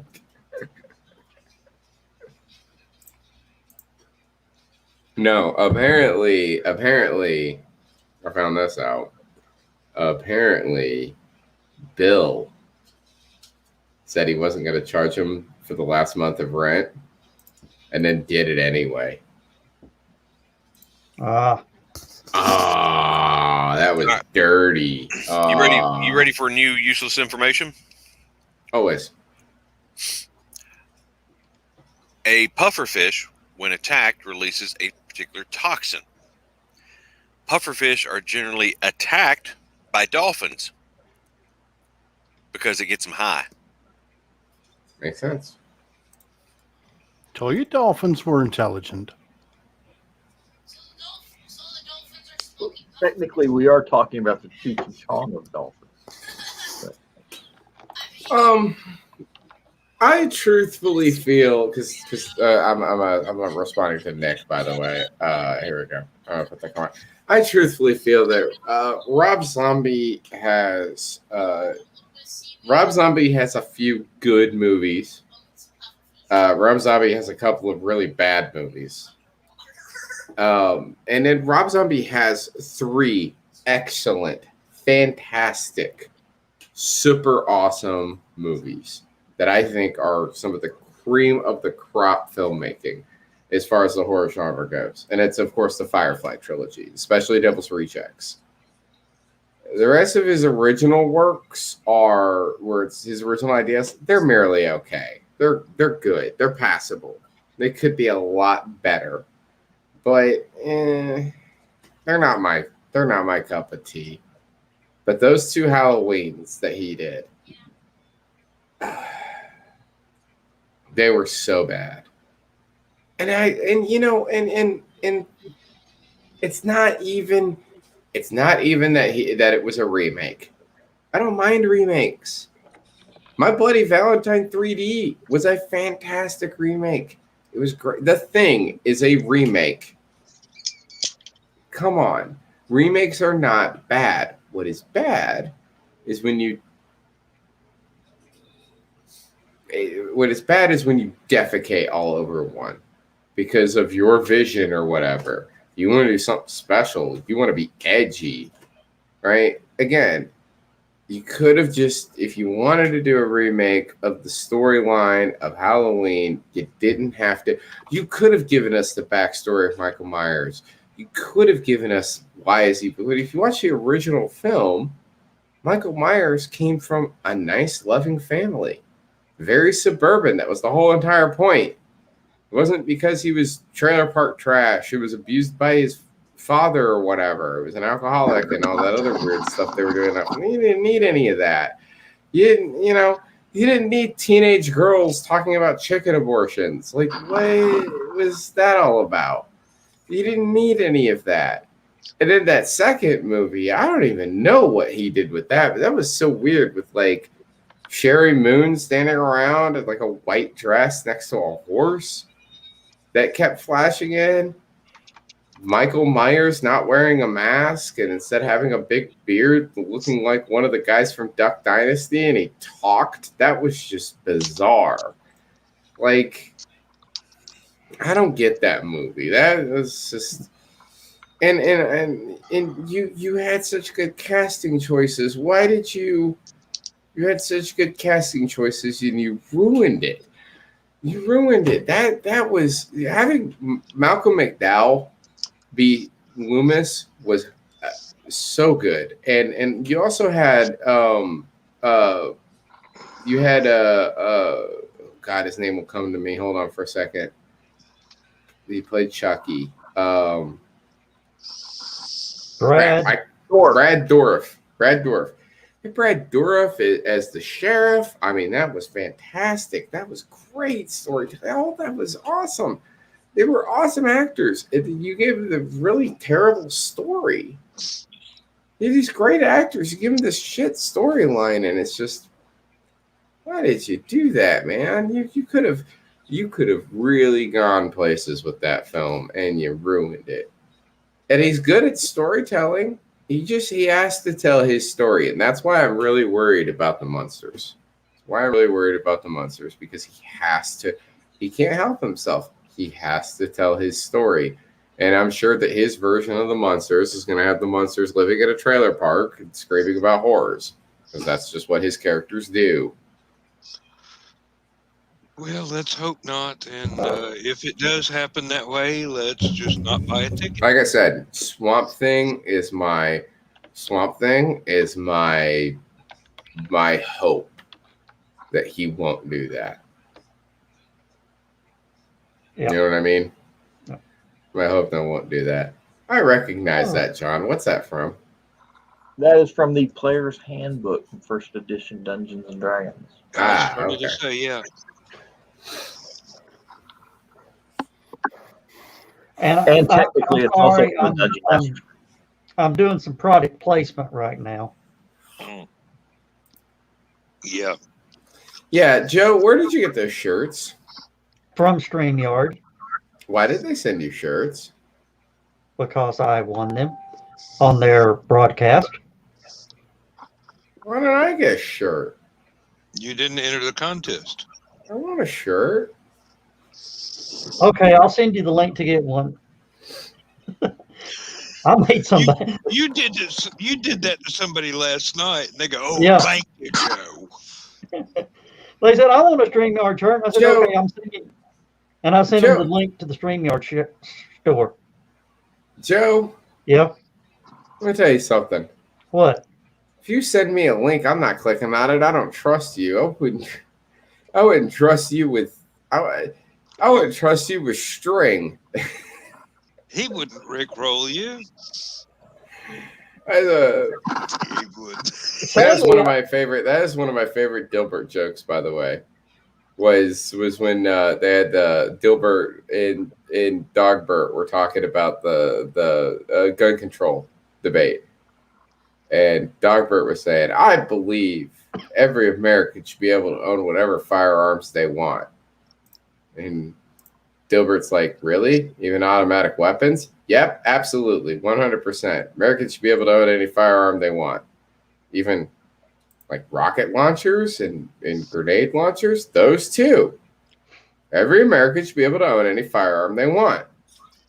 However, I believe I should only own the ammunition because I don't trust the rest of you goobers with anything more dangerous than string." And Dilbert goes, "What about Charlton Heston?" "Oh, I'd keep the string away from him." Yeah, see, Skunk, Hillbilly, one thing you've got to realize if you ever follow some of my stuff on Facebook, be wary of anything that I post that you need to click. Joe Dog, I do follow you on Facebook, and I am always fearful of anything you post, period, because I know you. I'm warning Hillbilly. Ask Lewis. Well, you said Skunk and Hillbilly. Like I've didn't seen your already stuff know. before. Yeah. You said that like I didn't already know. Yeah. Like Joe Dog. Lewis actually fell for the Chrome update one time. He doesn't look very pleased about that, Joe. I wouldn't have brought that up. Believe me, Joe, if you would have been in the room when you would not be here to gloat about it. It was like when when I went down to the hospital in Dalton. They put me back on my old route for a little while at work. I went to the hospital in Dalton and I brought in all like 17,000 boxes of vials that they ordered or whatever. And the woman looks at me and she's like, "I'm so sorry." And I just looked back at her and I was like, "Oh, don't be sorry. Don't worry. My vocabulary consisted entirely of 4-letter words this morning." No, Hillbilly, what I did was I posted up, "Hey, everybody, Chrome has done a new update. To activate it, click Alt F4.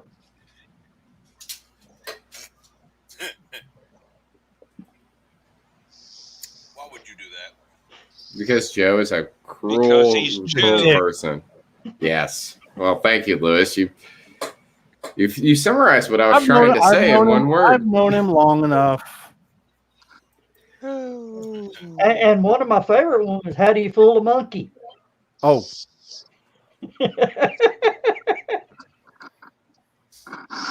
I knew you had. I figured you had seen that one from. What really got me was when you texted me the little animated GIF with the 3 bubbles, like you're waiting for somebody to finish texting you back. Sat there for 10 minutes saying, "How much is he typing?" That's the one that put you on the list, my friend. That's the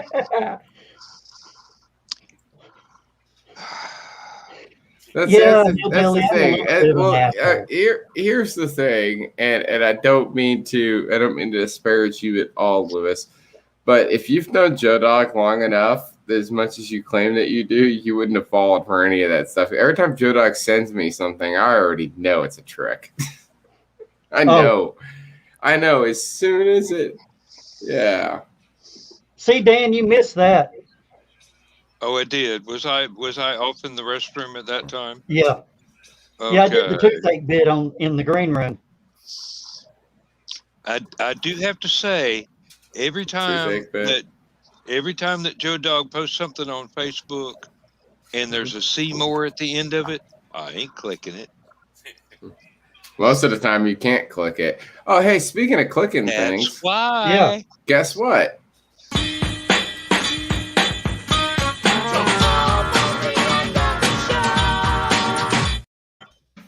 I'm loving being able to see the entire show.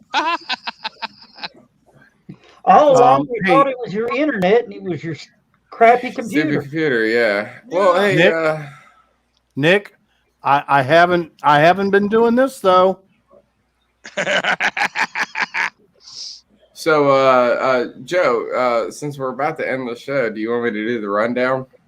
Yeah, Oh yeah, let's do the advertising. yeah. Stopwatch. Where did it go? I have it. I'm ready. This is just you Oh, tell me okay. when to. If you want me to do it, or am I ready to go? Yeah, but what I want to say is I want Hillbilly to watch how fast Skunk can read this off. Oh, Go. don't jinx it. Stupid O'Clock and Armchair Rocket Science are proud members of the Rising Tide Broadcast Network. As the Rising Tide raises all ships, all times are Eastern. This is our program schedule. Sunday, Comics Chaos and Sass, 10 p.m. on Facebook. Monday, Nevermind the Furthermore, 10 a.m. on Facebook and YouTube. Tuesday, Clever Title Pending at 8 p.m. on Facebook and YouTube. TED Talks at 10 a.m. on YouTube. Wednesday, Nevermind the Furthermore, 10 a.m. on Facebook and YouTube. Thursdays, TED Talks at 11 a.m. on YouTube. Creative as Hail at 8 p.m. on Facebook. Stupid O'Clock at 9 p.m. on Facebook and YouTube. Comic Book Spectrum at 7 p.m. on Facebook and YouTube. On Friday, we have Nevermind the Furthermore at 10 a.m. on Facebook and YouTube. And Kayla Jade's Tidbits and Scribbles at 7 p.m. on YouTube. And the Historical Fencing Guild at 8 p.m. on YouTube. Saturday, Stupid O'Clock is at 11 p.m. on Facebook and YouTube. And we have our Wild Card show. Armchair Rocket Science will air whenever launches are scheduled by NASA, SpaceX, or Blue Origin on Facebook. www.facebook.com/Rising Tide Broadcast Network for more information. So they keep you around because you use your mouth prettier than a $2 whore? Actually, they keep me around because I'm the one that makes all their videos. There's no other purpose for me being here. I actually asked Joe Dog. I asked Joe Dog. I was like, "Do you really want me on the show, or you just keep me around for my videos?" Joe Dog was like, "I really want you on the show," but I was like, "I know what that means." Actually, I downloaded OBS today, and I'm going to have to ask you, how do I use this thing? Very carefully. Yeah, I gathered that from looking at the main screen, and I'm going, I've seen less complicated instrument panels on the Enterprise. And I do mean the Star Trek one, not the aircraft carrier, because I've never seen the aircraft carrier, or at least not their control panels. Well, I believe that little ticker at the bottom is saying that it is time to go. But we will be on the after show, which will be starting in about 5 minutes. Yep. You know, one day we'll all have to just harmonize on "Good Night, Sweetheart." It's time to go. It's time to say good night, everybody. Yeah, I'm gonna not join the after show because I'm going to try to witness the Earth passing through the singularity. Are you going to witness it, or are you going to try to sleep through it? Sleep through it. Me too. Because I dreamed up the whole thing. Yeah. Uh-huh. All right. Nowhere near the things. All right. Good night, everybody.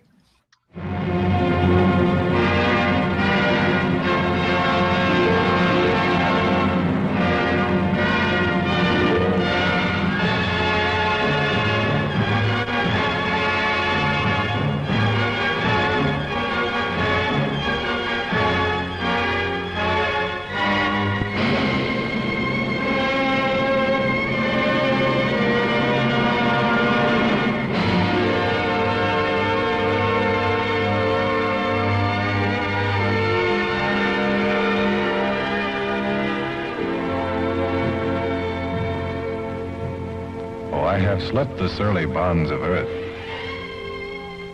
and danced the skies on laughter-silvered wings.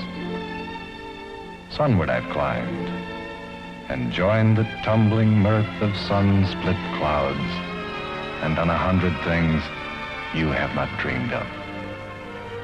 Wheeled and soared and swung high in the sunlit silence. Hovering there, I've chased the shouting wind along and flung my eager craft through footless halls of air. Up, up the long, delirious, burning blue, I've topped the windswept heights with easy grace, when never lark nor even eagle flew.